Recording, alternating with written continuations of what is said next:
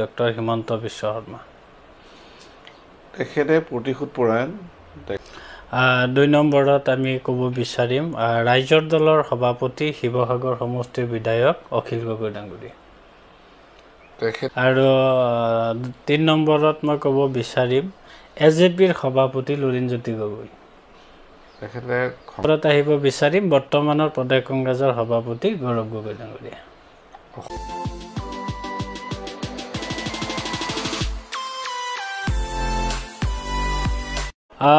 নমস্কাৰ জনাইছোঁ ইত্যাদি খবৰৰ আন এটি বাৰ্তালাপ অনুষ্ঠানৰ মাজলৈ এই মুহূৰ্তত আপোনালোক সকলোকে স্বাগতম জনাইছোঁ। প্ৰতিদিনৰ নিচিনা আজিও এগৰাকী বিশেষ ব্যক্তি আমাৰ মাজত উপস্থিত আছে। মই আপোনালোকৰ সন্মুখত চিনাকি কৰাই দিয়াৰ লগতে অকণমান কথা পাতিব বিচাৰিছোঁ।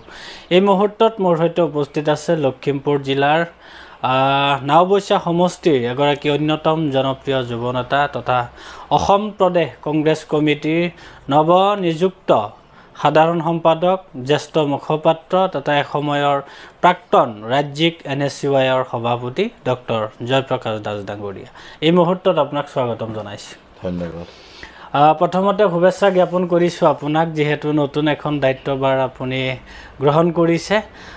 প্ৰথমতে দাদা, আপোনাৰ ৰাজনৈতিকভাৱে যথেষ্ট সংখ্যক মানুহে আপোনাক চিনি পায়, কিন্তু ৰাজনৈতিক বাহিৰেও ব্যক্তিগত জীৱন এটা আছে আপোনাৰ। মই প্ৰথমতে আপোনাৰ ছাত্ৰ জীৱনত আহিব বিচাৰিম। আপুনি ছাত্ৰ জীৱন কোনখন বিদ্যালয়ৰ পৰা আৰম্ভ কৰিছিল, শেষত আপুনি কোনখন বিদ্যালয়ত সমাপ্ত কৰিছিল, এই বিষয়ে প্ৰথমতে অকণমান জানিব বিচাৰিম। মোৰ LP স্কুল 474 নং বছাগাঁও বালক বিদ্যালয়, আমাৰ গাঁৱৰে এখন বিদ্যালয়, তাতে শিক্ষা জীৱন আৰম্ভ কৰিছিলোঁ। তাৰপিছত ME স্কুল মই বছাগাঁও ME স্কুল, মোৰ মা তাত শিক্ষয়িত্ৰী আছিলে, তাতে মই ME স্কুল পঢ়িছিলোঁ। তাৰপিছত মই লখিমপুৰ গভৰ্ণমেণ্ট হাই ছেকেণ্ডেৰী স্কুল 8ৰ পৰা 10লৈকে পঢ়িলোঁ। 8ৰ পৰা 10লৈকে পঢ়াৰ পাছত মই লখিমপুৰ কলেজত ছায়েন্সত মই এডমিশ্যন লৈছিলোঁ। তাৰপিছত মই গুৱাহাটীত গৈ ভেটেনেৰী CBSE খানাপাৰাত PhD লৈকে কৰিলোঁ। তাৰপিছতে নেট ক্লিয়াৰো কৰিলোঁ আৰু PhD কৰি তাৰ পৰাই মই শিক্ষা জীৱন সামৰণি মাৰিলোঁ। ইমানেই মোৰ। আপুনি ছাত্ৰ অৱস্থাত আপুনি কি কৰি ভাল পাইছিল? আমি ক্ৰিকেট খেলিছিলোঁ, খুব ক্ৰিকেট খেলিছিলোঁ, কেৰম খেলিছিলোঁ, কেৰমতো চেম্পিয়ন আছিলোঁ, ক্ৰিকেটতো কেপ্টেইন আছিলোঁ, বেডমিণ্টনো খেলিছিলোঁ, মানে খেলা ধূলাটো কৰিছিলোঁ। এইখিনি আমি কৰিছিলোঁ। খালি গান গোৱাৰ খুব হেঁপাহ আছিলে, সৰুতে আমি গান গাব নোৱাৰিলোঁ, অলপ গুণগুণাইছে কেতিয়াবা। ঠিক আছে, তাৰপিছত মই আপোনাৰ ৰাজনৈতিক জীৱনত আহিব বিচাৰিম। আপুনি যিহেতু ছাত্ৰ অৱস্থাৰ পৰাই ৰাজনীতিৰ লগত জড়িত, কংগ্ৰেছ দলৰ ভাতৃ সংগঠন NSUIত আপুনি যোগদান কৰিছিল। এসময়ত আপুনি ৰাজ্যিক সভাপতিৰ নিচিনা এটা গধুৰ দায়িত্ব আপুনি পালন কৰিছিল। তাৰপিছত আপোনাৰ এতিয়ালৈকে ৰাজনীতিত আপুনি খুব সুন্দৰভাৱে জড়িত হৈ ৰাইজৰ সেৱা কৰিবৰ কাৰণে যথেষ্ট হেঁপাহ আপোনাৰ আছে, আমি বিভিন্ন সময়ত দেখিবলৈ পাওঁ। আপুনি প্ৰথম কেতিয়া ৰাজনীতিত কেনেকৈ যোগদান হৈছিল, এই বিষয়ে জানিব বিচাৰিম। মই কলেজৰ GS আছিলোঁ।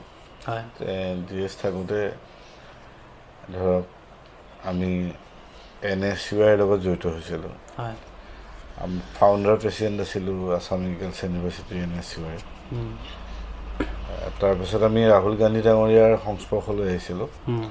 তেতিয়া ৰাহুল গান্ধী ডাঙৰীয়া MP হিচাপে 2004 চনত কংগ্ৰেছৰ MP হিচাপে তেখেতে গোটেই ভাৰতবৰ্ষৰ বহুত ছাত্ৰ ছাত্ৰী আৰু যুৱকসকলক ৰাজনীতিলৈ অংশগ্ৰহণ কৰিবলৈ তেখেতে আবেদন জনাইছিলে, অনুৰোধ কৰিছিলে। আমি যিহেতু তাৰ আগৰ পৰাই NSUIৰ লগত জড়িত, আৰু তেতিয়া গোটেই অসমতো অসমৰ যিমান জেনেৰেল ছেক্ৰেটাৰী আছে কলেজৰ, প্ৰায় সংখ্যক জেনেৰেল ছেক্ৰেটাৰীৰ লগত তেখেতে বাৰ্তালাপ কৰিছিলে। আৰু তেখেতৰ মাজতে আমাৰ 6জন জেনেৰেল ছেক্ৰেটাৰীক তেখেতে চিলেকশ্যন কৰি তেখেতলোকৰ লগত প্ৰায় 8 ঘণ্টামান কথা পাতিছিলে।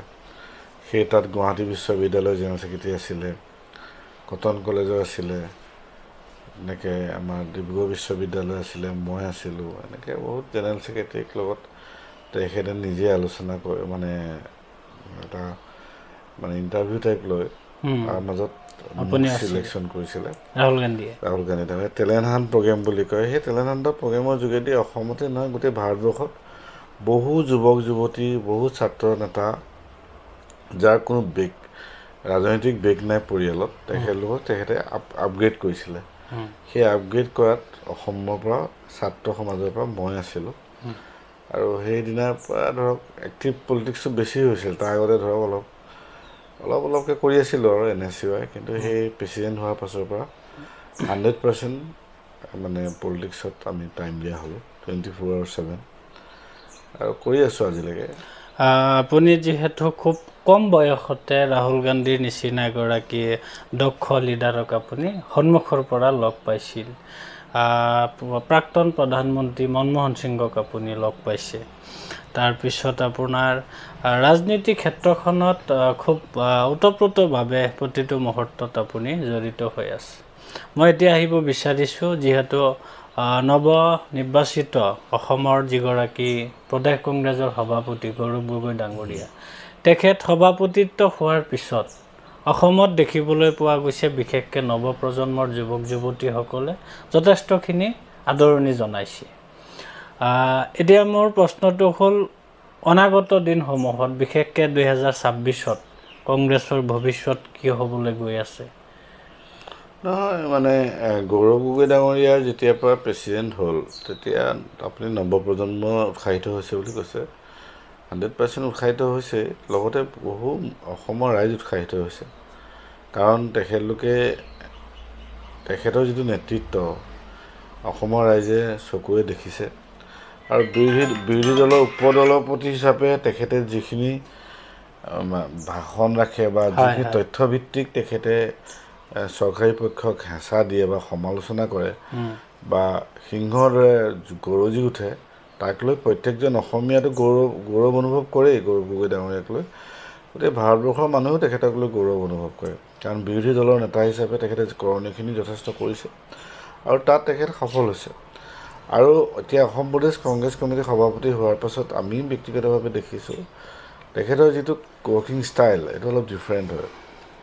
আৰু তেখেতে যিটো এটা টাৰ্গেট ফিক্স কৰি লৈছে আৰু নতুন প্ৰজন্মক বহুত নতুন মানুহ যাৰ কোনো পলিটিকেল বেকগ্ৰাউণ্ড নাই, তেখেতলোকক তেখেতে নিজৰ কমিটিখনত অন্তৰ্ভুক্ত কৰিছে। এইটো এটা গুড মানে ইনিচিয়েটিভ। আৰু তেখেতে এইটো মই ভাবোঁ যে অসমৰ প্ৰত্যেকটো জাতি জনগোষ্ঠীৰ লগতে আপাৰ আছাম, লৱাৰ আছাম, মধ্য অসম, চেণ্ট্ৰেল অসম আৰু কি কয় বৰাক ভেলী, বড়োলেণ্ড, কাৰ্বি পাহাৰ সকলো জেগাতে আৰু প্ৰত্যেকটো জাতি, আপুনি জেনেৰেল কাষ্টেই কওক, আদিবাসীয়ে কওক, মিচিঙেই কওক, চিডুল কাষ্ট কৈবৰ্ত সমাজেই কওক বা কোচ সমাজেই কওক, চুতীয়া ৰাইজেই কওক, সকলো ৰাইজ আজি তেখেতক লৈ উৎফুল্লিত হৈছে। আৰু আমি নিশ্চিত যে তেখেতৰ নেতৃত্বতে অসমত কংগ্ৰেছ চৰকাৰ পুনৰ আহিব। অসমৰ ৰাইজে পৰিত্ৰাণ বিচাৰিছে বিজেপিৰ পৰা, হিমন্ত বিশ্ব শৰ্মা ডাঙৰীয়াৰ পৰা, আৰু এই পৰিত্ৰাণত এইজনৰ নেতৃত্বত আমাৰ চৰকাৰ আহিব বুলি আমি অসমৰ ৰাইজে কোৱাকুই কৰিছে। আৰু ইতিমধ্যে সমীক্ষাবিলাকত ইণ্ডিয়া টুডে সমীক্ষা বা চেণ্ট্ৰেল এজেঞ্চিবিলাকে যিবিলাক সমীক্ষা কৰিছে, সমীক্ষাবিলাকো মোটামুটি কথাটো আহি পৰিছে যে আৰু নিজেও গৌৰৱ গগৈ ডাঙৰীয়াই কৈছে যে যুঁজ এখন হ'ব। মই কৈছোঁ যুঁজ এখনটো হ'বই, লগতে আমি জিকিম। শেষত আপোনাক মই ৰাজনৈতিক ব্যক্তিৰ 4গৰাকী নেতাৰ বিষয়ে মই ক'ম, আপুনি যদি পাৰে একতা কৰিব। মই প্ৰথমতে আপোনাক ক'ব বিচাৰিম অসমৰ বৰ্তমানৰ মুখ্যমন্ত্ৰী ডক্টৰ হিমন্ত বিশ্ব শৰ্মা।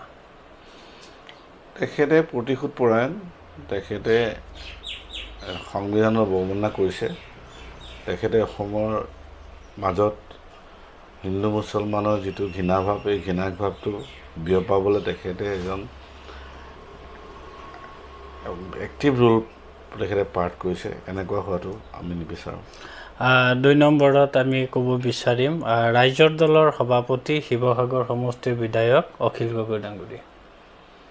তেখেতে এতিয়া আমাৰ কৈছে নহয়, গৌৰৱ গগৈ ডাঙৰীয়া ৰাতিপুৱা কি কয় গধূলি কি কয় ধৰিব নোৱাৰে। মই বিচাৰোঁ যে তেখেতে স্থিতিটো অলপ ৰাইজৰ পক্ষে থকাটো ভাল, আৰু ৰাইজে তেখেতক অলপ ভাল চকুৰে চাই আছিলে, আৰু লাহে লাহে তেখেতক এটা বেলেগ কথাত চিন্তা চৰ্চা কৰিছে। আৰু ৩ নম্বৰত মই ক'ব বিচাৰিম AJPৰ সভাপতি লুৰিণজ্যোতি গগৈ। তেখেতে সংগ্ৰাম কৰিছে, এজন জাতীয়তাবাদী ভাল নেতা, উজ্জ্বল ভৱিষ্যত আছে। ৪ নম্বৰত আহিব বিচাৰিম বৰ্তমানৰ প্ৰদেশ কংগ্ৰেছৰ সভাপতি গৌৰৱ গগৈ ডাঙৰীয়া। অসমৰ সম্পদ হয় তেখেত, মানুহে অসমৰ গৌৰৱ বুলি কয়। আমি বিচাৰিছোঁ তেখেতে অসমৰ সম্পদতকৈও তেখেত ভাৰতৰ সম্পদ হ'বলৈ গৈ আছে।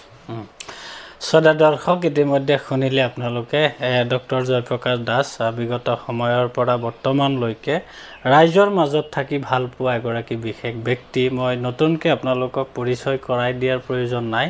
আৰু দাদাৰ ছাত্ৰ জীৱনৰ পৰা আৰম্ভ কৰি বৰ্তমান জীৱনলৈকে কিছু কথা পাতিবৰ কাৰণে চেষ্টা কৰিলোঁ। হয়, তেখেত তাতে চালেই হ'ল আৰু দাদাৰ যথেষ্ট সংখ্যক ফলোৱাৰ্ছ আছে। মই এই মুহূৰ্তত দাদাৰ যিটো ফেচবুক পেজ হয়, ফেচবুক পেজৰ লিংকটো এই মুহূৰ্তত স্ক্ৰীণত দি দিছোঁ, আপোনালোক সকলোৱে ফ'ল' কৰিব। অনাগত দিনসমূহত দাদাৰ ৰাজনৈতিক যিখিনি কৰাৰ ইচ্ছা আছে সেইখিনিত যাতে সফল হয় তাৰে কামনা কৰিছোঁ। শেষত দাদা ব্যস্ততাত এইখিনি সময় আমাক দিয়াৰ বাবে আপোনাক বহুত বহুত ধন্যবাদ জনাইছোঁ। বহুত বহুত ধন্যবাদ। ইনামুলৰ আমাৰ যিটো প্ৰয়াস ইত্যাদি খবৰ জ্বলি উঠক তাৰে কামনা কৰিছোঁ। Thank U.